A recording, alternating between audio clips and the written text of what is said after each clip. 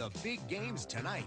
How do you start them off right? Ravioli. Thank goodness. En un viaje a través de la extravagancia y las rarezas culinarias de los años 80, nos sumergiremos desde las fallidas galletas gigantes que prometían más y dieron menos, hasta las bebidas de chicle que parecían una broma para el paladar.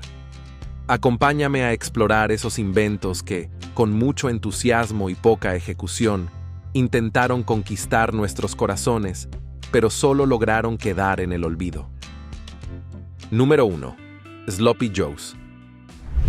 En la década de 1980, las cafeterías escolares en Estados Unidos se llenaban del inconfundible aroma de los Sloppy Joes. Este platillo consistía en carne picada, mezclada con una salsa de tomate dulce y servida entre dos mitades de un pan suave. La idea sonaba simple, pero su ejecución fue todo un tema. A los estudiantes no les faltaban quejas sobre la calidad de la carne utilizada. Algunos decían que la textura era tan misteriosa como el contenido de una novela de ciencia ficción, y otros preferían no preguntar demasiado sobre su origen. Además, la salsa tendía a ser un enigma culinario, a veces excesivamente dulce y otras completamente insípida.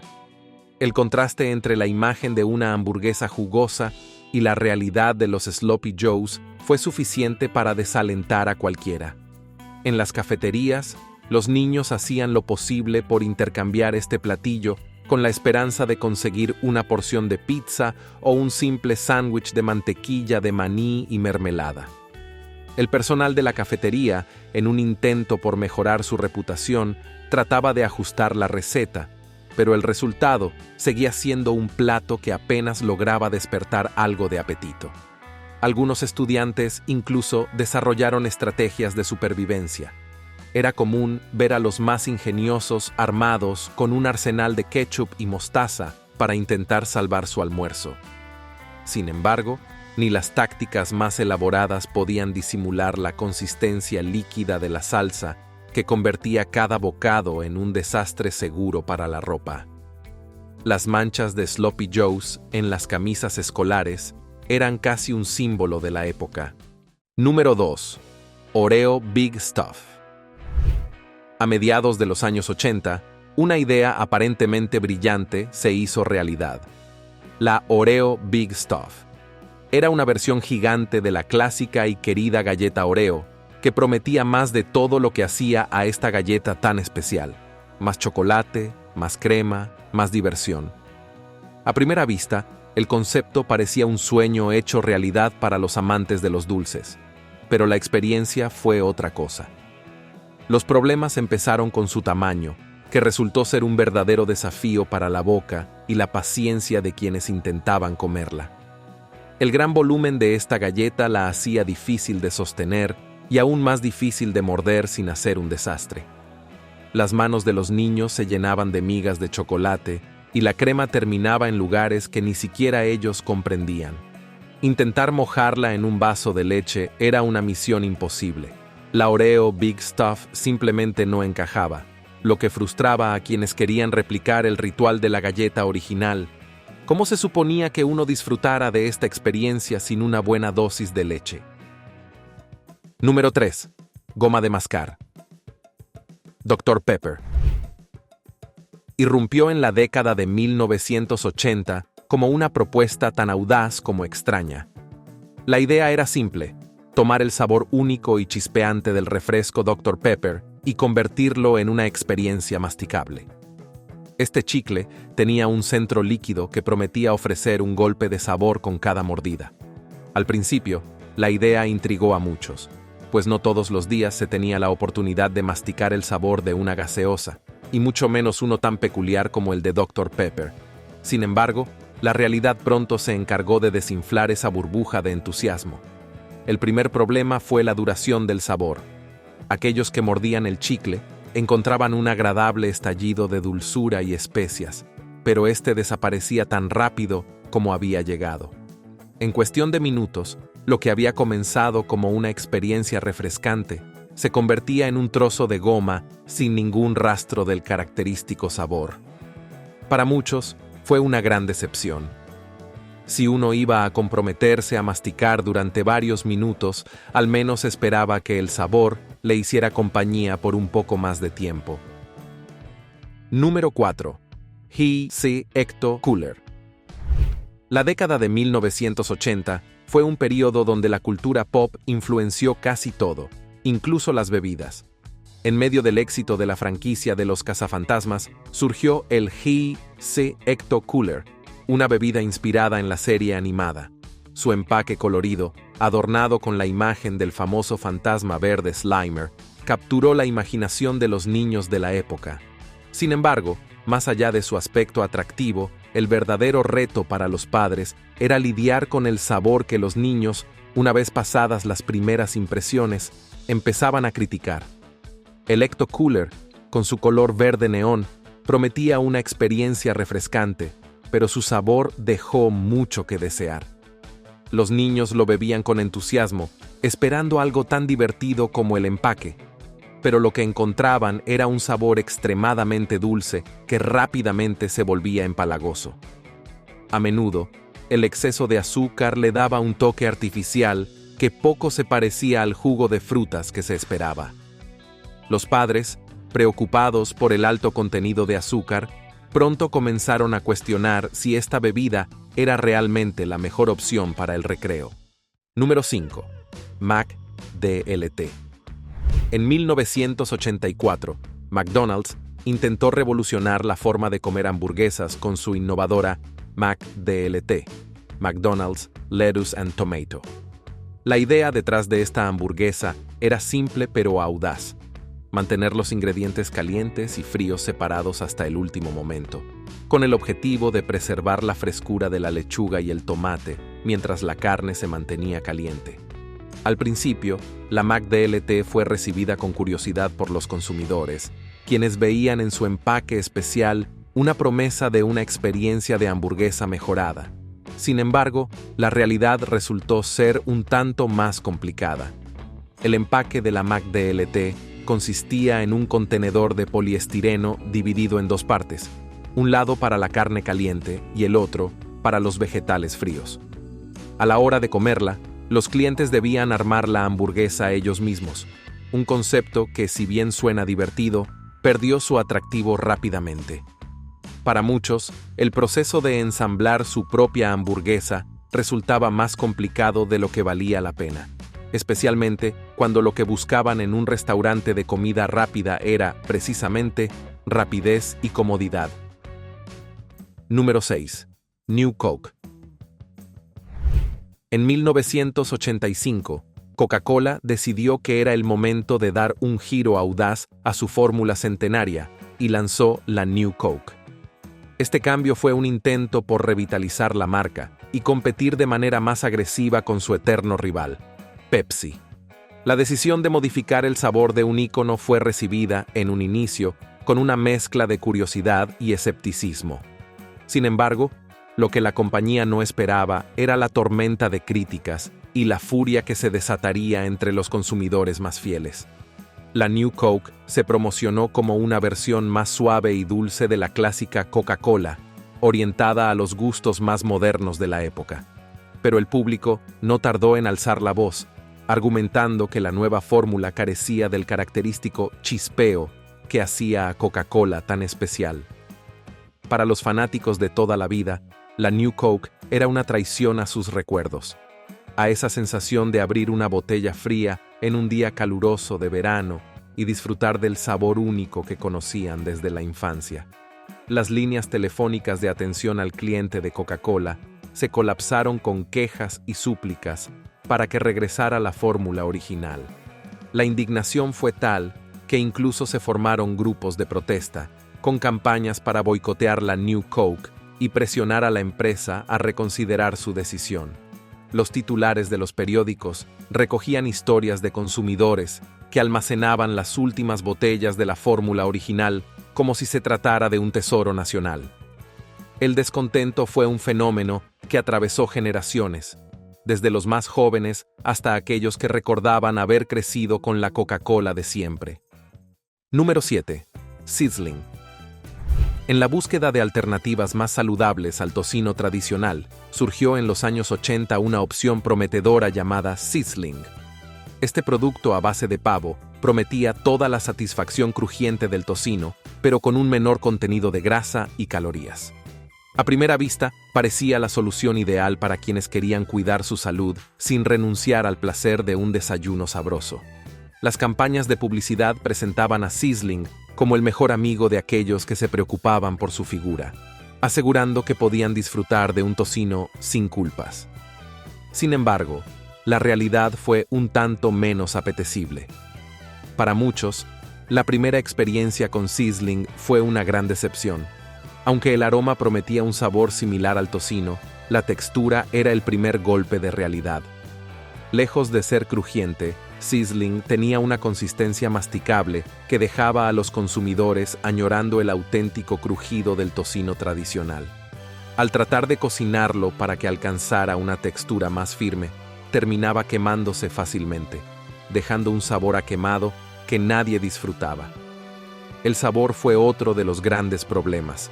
Aunque se anunciaba como un sustituto del tocino, lo cierto es que Sizzling no lograba replicar el rico y ahumado sabor del original.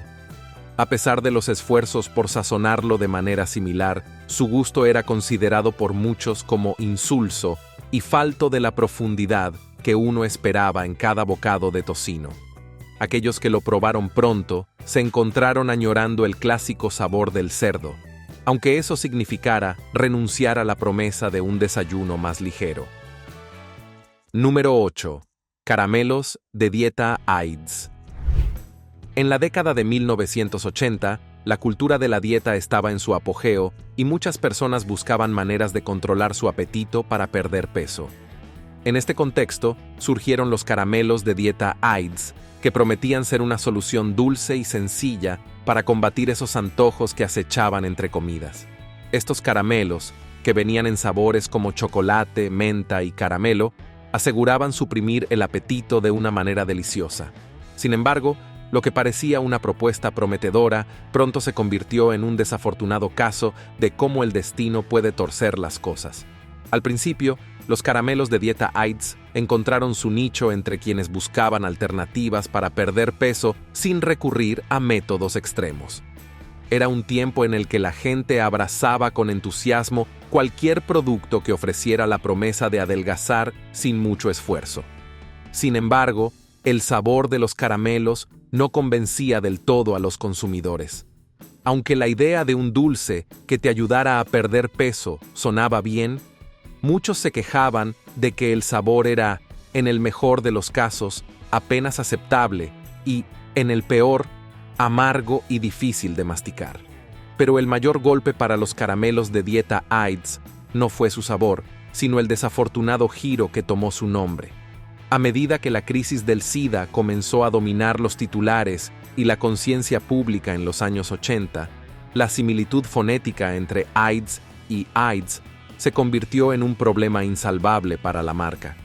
La asociación con la enfermedad mortal fue inevitable y el impacto en la percepción pública del producto fue devastador. Muchos consumidores simplemente no podían superar la desafortunada coincidencia y las ventas cayeron drásticamente. Número 9. Steak Umm. En los años 80, las prisas de la vida moderna llevaron a muchas personas a buscar soluciones rápidas para la cocina, y ahí fue donde apareció Steak Umm, una propuesta que prometía llevar el sabor de un buen bistec a las mesas de forma instantánea. Este producto consistía en tiras delgadas de carne de res congelada, diseñadas para cocinarse rápidamente en una sartén, lo que lo convertía en un sueño hecho realidad para quienes querían ahorrar tiempo en la preparación de sus comidas. Pero a pesar de su conveniencia, Steak Umm se ganó un lugar entre los alimentos menos apreciados de la década. La primera impresión de muchos al cocinar Steak Umm fue que el proceso era sencillo, pero el resultado dejaba bastante que desear. Aunque las tiras de carne se doraban rápido, la textura que ofrecían era un problema. En lugar de la jugosidad que uno espera de un buen bistec, estas tiras finas resultaban ser masticables, con una sensación gomosa que dejaba a los comensales preguntándose si realmente estaban comiendo carne de res. Intentar cocinarlas un poco más solo hacía que se endurecieran, sin lograr nunca esa combinación ideal de suavidad y sabor que se esperaba de algo llamado bistec. Número 10. Lean Cuisine.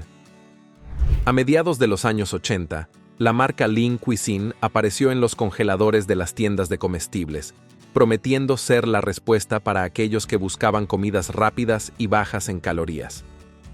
En una década obsesionada con la dieta y la figura, el concepto de Lean Cuisine era muy atractivo. La idea era ofrecer platillos que, además de ser bajos en calorías, también fueran convenientes y fáciles de preparar. Parecía una fórmula ganadora, pero la realidad de lo que la gente encontraba al calentar estas comidas distaba de ser la experiencia gastronómica que prometía el empaque. El problema más grande con Lean Cuisine era el sabor. Los consumidores esperaban que, al ser parte de una marca enfocada en ofrecer comidas más saludables, estas también fueran deliciosas. Sin embargo, las primeras versiones de Lean Cuisine fueron ampliamente criticadas por ser insípidas y poco satisfactorias. A pesar de que las cajas mostraban imágenes tentadoras de pasta Alfredo y pollo con vegetales, lo que salía del microondas solía ser una versión pálida de esos platillos, tanto en apariencia como en sabor. Las texturas a menudo eran un problema. La pasta tendía a ser blanda, el pollo seco y las verduras desabridas. La frustración de los consumidores no solo provenía del sabor. La porción era otro factor que muchos mencionaban. Los platos, que en teoría debían ser una comida completa, a menudo dejaban a los comensales con hambre, especialmente a aquellos que esperaban que una cena congelada les llenara lo suficiente para resistir la jornada. Era común escuchar quejas de personas que, después de comer un plato de Lean Cuisine, necesitaban complementarlo con algo más para sentirse satisfechos. Número 11. Bagel Bites.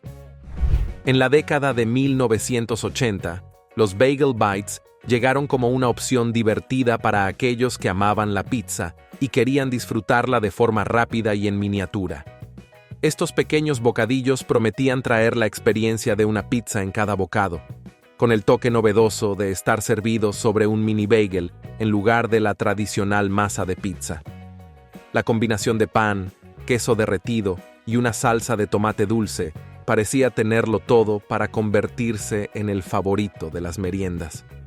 Sin embargo, aunque muchos cayeron rendidos a sus encantos iniciales, los Bagel Bites pronto se enfrentaron a críticas que los colocaron entre los alimentos menos apreciados de la época. El principal problema con los Bagel Bites era la textura. Cocinarlos correctamente era casi un arte.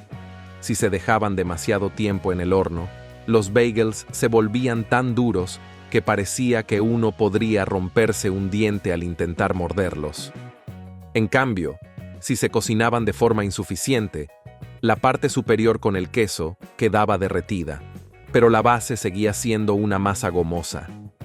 Esto significaba que encontrar el punto ideal de cocción era una tarea complicada, y la frustración de intentar conseguir la textura perfecta era algo que muchos consumidores no estaban dispuestos a soportar. Número 12. Crystal Pepsi. A finales de los años 80, en una era donde la innovación y la experimentación dominaban la industria de alimentos y bebidas, Pepsi decidió lanzar una versión revolucionaria de su clásico refresco, la Crystal Pepsi.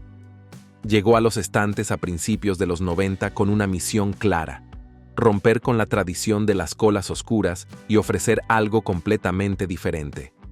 Crystal Pepsi era una cola transparente, promocionada como una experiencia de sabor pura y refrescante, pero sin los colorantes tradicionales que caracterizaban a las demás. Al principio, su aspecto novedoso despertó la curiosidad de los consumidores, que se preguntaban si la experiencia de beber una Pepsi transparente sería igual de satisfactoria que la original. Sin embargo, una vez pasada la novedad inicial, los problemas de Crystal Pepsi comenzaron a emerger. El principal obstáculo era su sabor, que aunque se asemejaba a la Pepsi tradicional, no era exactamente igual. Muchos consumidores encontraron que la diferencia era difícil de explicar, pero inconfundible. Para algunos, la experiencia era como si algo esencial se hubiera perdido al quitarle el color. La confusión sobre por qué se había hecho transparente en primer lugar tampoco ayudó, ya que muchos esperaban que la bebida tuviera un sabor radicalmente diferente para justificar su apariencia. Número 13. Fruit Wrinkles. En la década de 1980, cuando la conciencia sobre la alimentación saludable comenzaba a ganar terreno, surgió un snack que intentó capitalizar esta tendencia: Fruit Wrinkles. Este producto buscaba posicionarse como una opción más sana frente a las golosinas cargadas de azúcar, ofreciendo una alternativa supuestamente más natural a las clásicas golosinas masticables. Los Fruit Wrinkles eran trozos de fruta deshidratada en un formato pequeño y fácil de llevar, ideales para aquellos que buscaban un tentempié rápido y, al menos en teoría, más nutritivo. Pero a pesar de sus promesas, los Fruit Wrinkles pronto demostraron que no todos los snacks de fruta están destinados al éxito. El mayor problema de los Fruit Wrinkles fue, sin duda, su textura. Los consumidores esperaban algo parecido a un caramelo blando, pero lo que encontraron fue un snack que, a pesar de su tamaño reducido, era extrañamente difícil de masticar. La experiencia de comer uno de estos trozos de fruta era similar a morder una goma, lo que resultaba en una sensación de incomodidad más que de placer. Muchos niños, que formaban el público objetivo de este producto, se quejaban de que los Fruit Wrinkles se pegaban a los dientes de forma molesta, haciendo que la experiencia de merendar fuera más un ejercicio dental que un momento de disfrute. Número 14. Barras de desayuno Carnation. A finales de los años 80, Carnation presentó una propuesta que prometía revolucionar las mañanas ocupadas: las barras de desayuno Carnation. Estas barras se diseñaron para ser una solución rápida y nutritiva para quienes necesitaban desayunar sobre la marcha. En un mundo que empezaba a moverse a un ritmo más acelerado, la idea de poder reemplazar el desayuno tradicional con una barrita parecía una innovación atractiva. Con una combinación de granola, nueces y chocolate, estas barras buscaban ofrecer todos los nutrientes esenciales en un formato práctico. Sin embargo, las barras de desayuno Carnation pronto encontraron que no todos los consumidores estaban dispuestos a renunciar a la experiencia de un desayuno completo. El primer problema de estas barras era su textura. Cada mordisco se sentía como un reto, ya que las migajas parecían multiplicarse y caían en cualquier lugar menos en la boca del consumidor. Comer una barra de desayuno Carnation sin dejar un rastro de migas era una misión casi imposible. Aquellos que intentaban disfrutarlas en el coche, camino al trabajo, terminaban lamentando la decisión mientras recogían las migajas del asiento. Aunque los anuncios prometían una experiencia deliciosa con sabores como el chocolate y las frutas, muchos encontraron que el gusto era más artificial de lo que esperaban. Las barras tenían un toque demasiado dulce que, en lugar de ofrecer una sensación de energía para comenzar el día, dejaba un regusto empalagoso. Además, la sensación de que la barra era más un caramelo disfrazado de comida saludable frustraba a quienes buscaban un desayuno realmente nutritivo. Número 15. Bolsas para hervir Banquet. Banquet lanzó una propuesta que prometía simplificar la vida de los hogares ocupados: las bolsas para hervir. Este producto consistía en comidas preenvasadas que solo requerían ser hervidas para estar listas. Imagina un paquete que contenía una mezcla de carnes, vegetales y salsas, todo listo para colocarse en una olla con agua caliente. La idea de tener una comida completa que solo necesitaba hervirse sonaba ideal para quienes no tenían tiempo ni ganas de cocinar. El mayor problema de este producto era la textura de los alimentos. Al cocinar todo dentro de la misma bolsa, los ingredientes perdían su consistencia original. Las carnes, que deberían haber sido jugosas, a menudo se volvían demasiado blandas y, en algunos casos, adquirían una textura gomosa que no resultaba nada apetecible. Las verduras, por su parte, se cocían hasta perder toda su forma, transformándose en un puré poco atractivo. El resultado final era una comida homogénea, donde todos los ingredientes parecían fusionarse en una masa uniforme y sin gracia. Esto generaba una experiencia gastronómica muy lejos de la promesa de un plato completo y variado. El sabor era otro punto débil de las bolsas para hervir Banquet.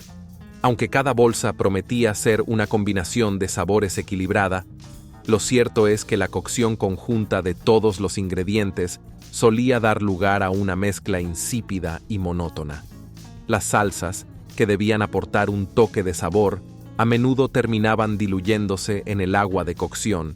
A pesar de que la conveniencia era su principal atractivo, muchos consumidores se encontraron añorando el sabor de una comida casera, por sencilla que fuera. Número 17. Hubba Bubba Soda. La Hubba Bubba Soda. La misión de este refresco era transformar el famoso sabor del chicle Hubba Bubba en una bebida gaseosa. Si el concepto de Bubble Gum Soda había sido extraño, la Hubba Bubba Soda llegó para llevar las cosas a un nuevo nivel, ofreciendo a los fanáticos del chicle la oportunidad de beber su sabor favorito. La idea de convertir el sabor del chicle en algo bebible intrigó a muchos.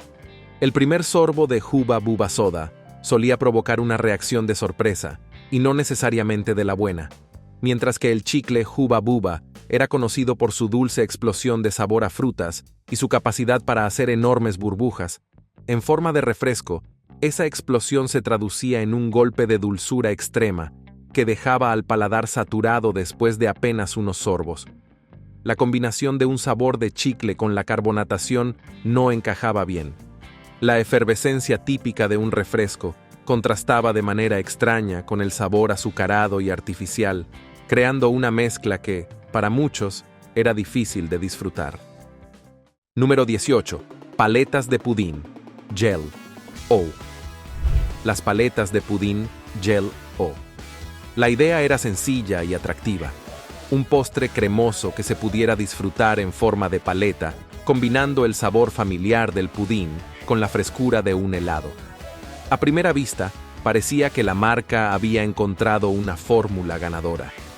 Las paletas se promocionaban como una alternativa más rica y densa a los helados convencionales, ideales para quienes querían disfrutar de un toque de nostalgia infantil con cada mordisco. Sin embargo, la realidad fue un poco menos dulce. Uno de los mayores desafíos de las paletas de pudín Jell-O era la textura. Aunque el pudín en su forma original es cremoso y suave, la transición a un formato congelado no fue tan exitosa. Los consumidores esperaban que estas paletas mantuvieran la misma cremosidad del pudín, pero la realidad era que muchas veces se sentían más heladas que cremosas. Morder una paleta de pudín era más como masticar un bloque de hielo con un ligero toque de chocolate o vainilla, en lugar de la experiencia suave que se anunciaba.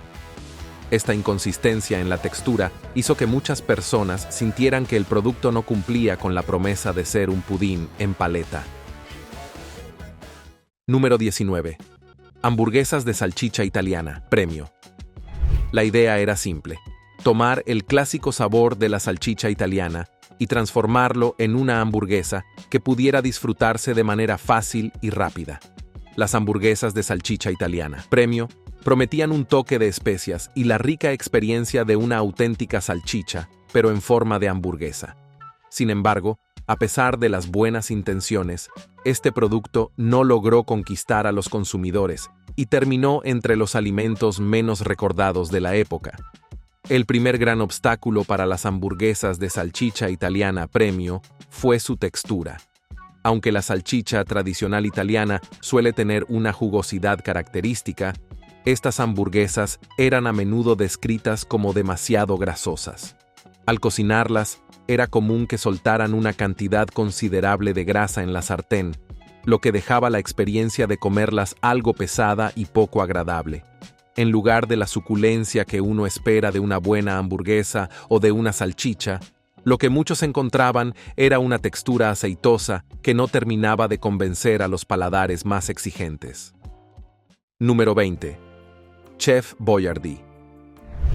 En los años 80, pocos nombres eran tan reconocidos en los pasillos de los supermercados como Chef Boyardee. Sus productos, que prometían la comodidad de una comida rápida y asequible, se convirtieron en una opción popular para muchas familias que buscaban algo que pudieran calentar y servir en pocos minutos.